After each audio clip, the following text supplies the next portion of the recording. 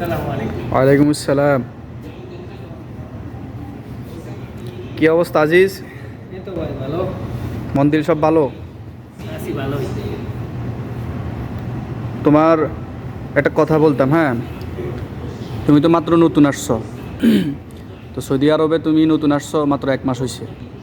বাকি তুমি 1 মাসের মধ্যে যা করতেছো বা যা বুঝাইতেছ এগুলো তো ঠিক না।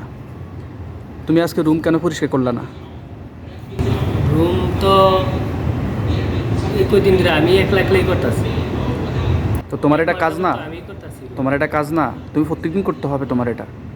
কথাই বুঝাইছে? প্রত্যেক দিন আমি করতে। হ্যাঁ, প্রত্যেক দিন রুম পরিষ্কার করতে হবে, ঠিক আছে?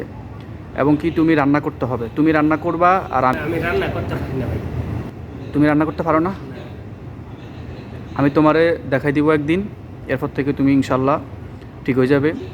ভাত রান্না করতে পারি কিন্তু তরকারি খাই না। বলছি তো আমি দেখাই দিব। এরপর ইউটিউব আছে, ইউটিউব থেকে শিখবা। রান্না তোমার লাজেম লাগবে, এখানে কাজ করতে হলে আমাদের সাথে মিলেমিশে থাকা লাগবে। 10-12 জন মানুষের রান্না কি আর একলা করা যাবে? 10-12 জন খাল্লি বাল্লি, তুমি আমার রান্না আর এর রান্না করবা, ঠিক আছে? এও পুরানো লোক। তো আরো জনে বড় ভাই আছে, উনিও কয় উনি রান্না রান্তাম, তাইলে খাল্লি বাল্লি আর এত কিছু জানার দরকার নাই। তুমি যখন রান্না করবা তখন একসাথে রান্না করবা, সমস্যা না, আমি বাজার সদাই করে দিব। আসসালামু আলাইকুম রহমতুল্লাহ। যে একটা ভিডিও করা হয়েছে, ভিডিওটা হচ্ছে মানে যারা সৌদি আরব আসে নতুন, এদের সাথে বেশিরভাগই এমন করা হয়, সবাই না, বেশিরভাগই এমন করা হয়। এটা একটা শিক্ষণীয় ভিডিও করছি, যেন সবাই সতর্ক হই। কারণ এখন যেটা করা হয়েছে এটা একটা অভিনয় করা হয়েছে, যেন মানুষ বুঝে। দেখেন ভাই, একটা মানুষ নতুন যখন আসে তখন 2-3 মাস, 4 মাস, 5 মাস তার মন এমনিতে খারাপ থাকে।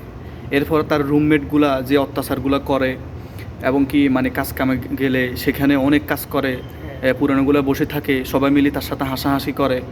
এক তো হচ্ছে সে যে বাসা যে দেশে আসে, যেমন সৌদি আরব হোক, দুবাই, এক তো হচ্ছে সে আরবি জানে না, দ্বিতীয়ত হচ্ছে তার মন বাংলাদেশে। এরপরে এমন একটা অত্যাচার করা হয়। হ্যাঁ, এরপরে ফ্যামিলির টেনশন। মোটামুটি যারাই প্রবাসে আসি আমরা সবাই হাওলাত করে আসি, এই টাকার একটা চিন্তা বা ফ্যামিলির চিন্তা, সব দিক থেকে এরপর এক ধরনের মানসিক টেনশন দেওয়া হয়। তো আমি বলি, যারা এই কাজটা করেন বা করছেন, আল্লাহ পাকের কাছে তওবা করেন বা ওই লোকের কাছে ক্ষমা চান। এটার হিসাব আল্লাহ পাকের কাছে অবশ্যই দিতে হবে। আর যে ব্যক্তির সাথে এমন করা হয়েছে, ওই ব্যক্তি সারা জীবন আপনার এই স্মৃতিগুলো মনে রাখবে।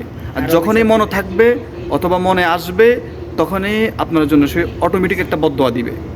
তো মানুষের বদদোয়া অনেক খারাপ জিনিস।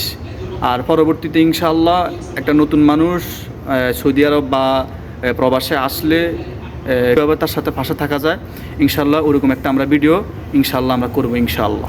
আসসালামু আলাইকুম।